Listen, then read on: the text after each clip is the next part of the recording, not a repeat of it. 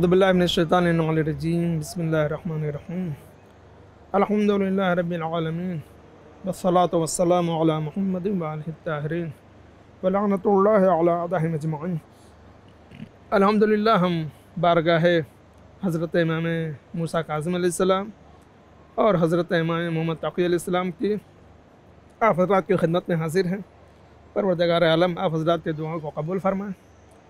جیسا کہ ہمارا عقیدہ ہے کہ جو بھی اللہ کی طرف سے نمائندہ ہوتا ہے اس کو تمام صفات فاضلہ اور ان تمام خوبیوں کا حامل ہونا ضروری ہے جو اس وقت کی ضرورت ہے۔ حضرت اور ظاہر سی بات ہے، علم کی ضرورت تو اللہ کی ہر حجت اور ہر نمائندے کو رہی ہے، تو پروردگار عالم اپنے نمائندوں کو اپنی بارگاہ سے علم اور حکمت سے مزین کر کے بھیجتا ہے۔ ان کو دنیا میں کسی تجربے اور علم کی ضرورت، کیسے سیکھنے کی ضرورت نہیں پڑتی ہے۔ لہذا آج کی گفتگو ہماری علم امام محمد تقی علیہ السلام کے سلسلے میں ہے، نہیں علم کے سلسلے میں نہیں بلکہ شجاعت اور بہادری کے سلسلے میں، کہ آپ کتنے بہادر تھے۔ امام محمد تقی علیہ السلام کی بہادری کا یہ عالم، اور بہادری کے لیے ضروری نہیں ہے کہ جب میدان جنگ میں جاؤ دشمن سے مقابلہ کرے، بلکہ بہادری کے لیے یہ سب سے بڑی بہادری سمجھی جاتی ہے کہ کلمۃ حق امام سلطان جائر، کہ ظالم بادشاہ کے سامنے حق بات کہہ دینا۔ اب کتابوں میں موجود ہے، اور یہ لکھنے والا کون ہے؟ ابن سوائق محرقہ۔ اس کتاب کا نام ہی ہے سوائق محرقہ علی اہل الرفض والضلال والزندقہ، یعنی اس نے شیعوں کو ایک سرے سے، یہ جو مصنف ہے ابن حجر مکیہ حاتمی، یہ ایک سرے سے اس کتاب میں اس نے اس کا نام ہی یہ رکھا ہے کہ کتنی اس کتاب کے اندر وہ بجلیاں ہیں جو رافضیوں، گمراہوں اور بے دینوں کو جلا دینے والی ہیں، یعنی ان کے عقیدے کو خاکستر کر دینے والی ہیں۔ اب میں اس کتاب سے امام کی بہادری کو اور امام کے علم غیب کو واضح کر دینا چاہتا ہوں۔ یعنی جو کتاب لکھی گئی تھی ہمارے عقیدے کو باطل کرنے کے لیے، اسی کتاب سے میں اپنے عقیدے کو ثابت کرنا چاہتا ہوں۔ ہمارے جو واقعاً جو فقہ تشیع ہے اور جو مذہب تشیع ہے، ان میں اکثر جو عقائد ہیں ہم نے کتب اہل سنت سے لیے ہیں۔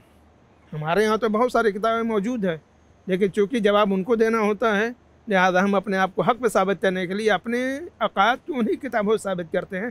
آج میں دو عقیدے اپنے، ایک تو شجاعت امام محمد تقی علیہ السلام اور دوسرے آپ کا علم غیب، ان دونوں کو میں آپ کے سامنے پیش کرتا ہوں اس کتاب سے جو ہماری رد میں لکھی گئی ہے۔ ملاحظہ فرمائیں گے کہ اس میں حضرت امام محمد تقی علیہ السلام کے متعلق کہ آپ راستے میں کھڑے ہوئے ہیں، آپ کی عمر 9 برس کی ہے، ابھی آپ مدینہ سے بغداد آئے ہوئے ہیں مامون عباسی کے بلانے کے اوپر، اور ابھی ظاہراً اس واقعے سے یہ پتہ چل رہا ہے کہ ابھی آپ کی مامون رشید سے ملاقات نہیں ہوئی ہے۔ امام کھڑے ہوئے ہیں راستے میں، وہاں بہت سارے بچے کھیل رہے ہیں۔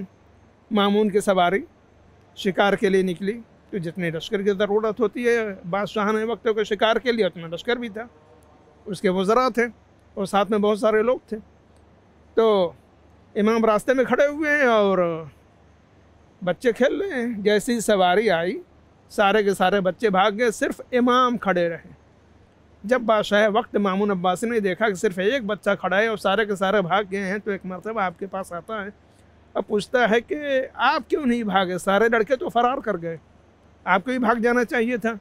تو امام نے انتہائی معقول اور مؤدب جواب دیا، دندان شکن اور مسکت جواب دیا، منطقی جواب دیا، جس جواب کے بعد بادشاہ کے اندر اتنی ہمت نہ رہی کہ کوئی جواب دے سکے، آپ کے سامنے کوئی اور بات بول سکے، اتنی ہمت اس کے اندر نہیں رہی۔ یعنی یہ امام کی بہادری اور شجاعت تھی کہ بادشاہ وقت سے ڈرے نہیں، جس سے ڈر کے سارے بچے بھاگ گئے تھے۔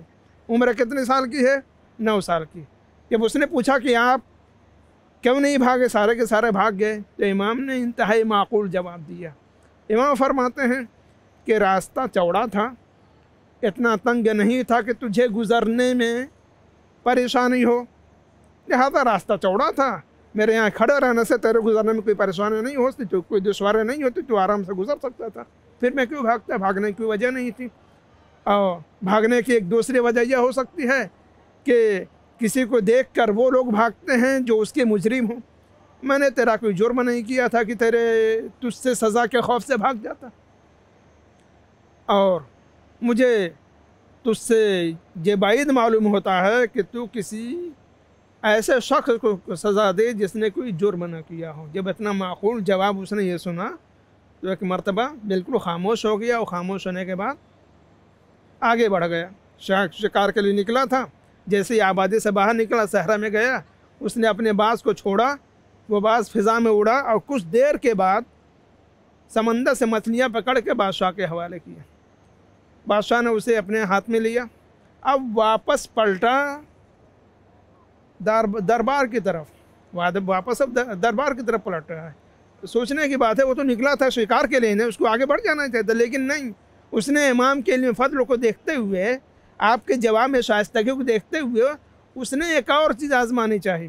واپس ہوا، اس نے ان مچھلیوں کو، چھوٹی چھوٹی مچھلیوں کو اپنے ہاتھوں میں پکڑا، گرفتار، اور پکڑنے کے بعد امام کی بارگاہ میں واپس آیا، پوچھا کہ بتائیے میرے ہاتھ میں کیا ہے؟ امام نے اس کا بھی وہی جواب دیا کہ پروردگار عالم نے اپنے قبضۂ سمندر میں، اپنے قدرت سمندر میں مچھلیاں پیدا کی ہیں، سمندر میں، قدرت سمندر میں، سمندر کے اندر مچھلیاں پیدا کی ہیں، اور بادشاہان وقت انہیں اپنی مٹھی میں لے کر اس غائب چیز کا اولاد رسول سے امتحان لیتے ہیں۔ بعض اختلاف یہ چل رہا ہے کہ پیغمبر اسلام کو علم غیب تھا یا نہیں تھا۔ یہاں مامون رشید کے جواب سے امام محمد تقی علیہ السلام نے واضح کر دیا کہ تنہا میرے جد ہی کو علم غیب نہیں تھا، بلکہ میں بھی علم غیب رکھتا ہوں، اور ہر امام کی صورتحال اور آپ کی سیرت رہی ہے کہ آپ کو علم غیب کا علم ہے، کیونکہ وہ مچھلیاں ظاہر نہیں تھی، مامون رشید اپنے ہاتھ میں بھرے ہوئے تھا۔ والسلام علیکم ورحمۃ اللہ وبرکاتہ۔